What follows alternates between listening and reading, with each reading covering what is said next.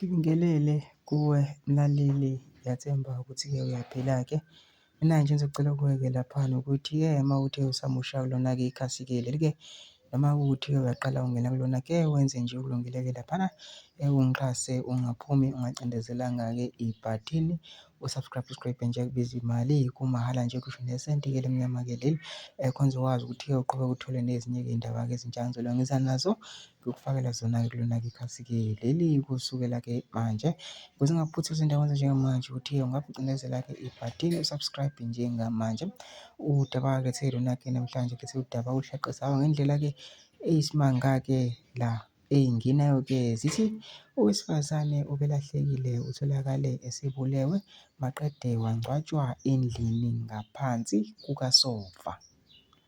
UMpho Mpatane oneminyaka engu-27 obelahlekile utholakale esebulewe wangcwatshwa ethuneni elingashoni endlini ye-ex yakhe ngaphansi kukasofa. Lo wesifazane kuthiwa waphuma ekhaya ekuseni engumuntu oya emsebenzini, akaphindanga watholakala. Isidumbu sakhe sibonwe ngosisi be-ex yakhe, babona umhlabathi ngaphansi kukasofa. Bahlaba umkhosi kwambiwa bathola isidumbu sikaMpho. I-ex yakhe isagcwele amathafa okwamanje isabalekile. Lesi sigameko senzeke eBloemfontein.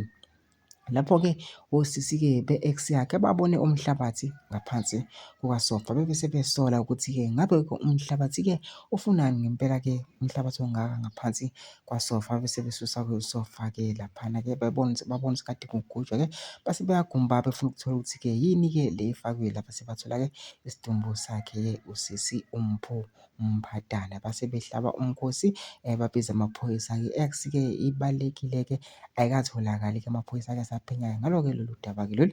Mina ngicela phansi kunama-comment section ufisho uvo lwakho ukuthi wena ucabangani-ke ngalolu daba lolu, bese wenza okulungile nje ungixhase ungaphumi ungacindezelanga-ke ibhathini subscribe nje, akubizi imali kumahhala ngisho nesenti-ke elimnyama-ke likhona uzokwazi ukuthi-ke uqhubeke uthole nezinye-ke iy'ndaba-ke ezintsha engizobe ngiza nazo, ngizokufakela zona-ke kulona-ke ikhasi-ke leli kusukela-ke manje.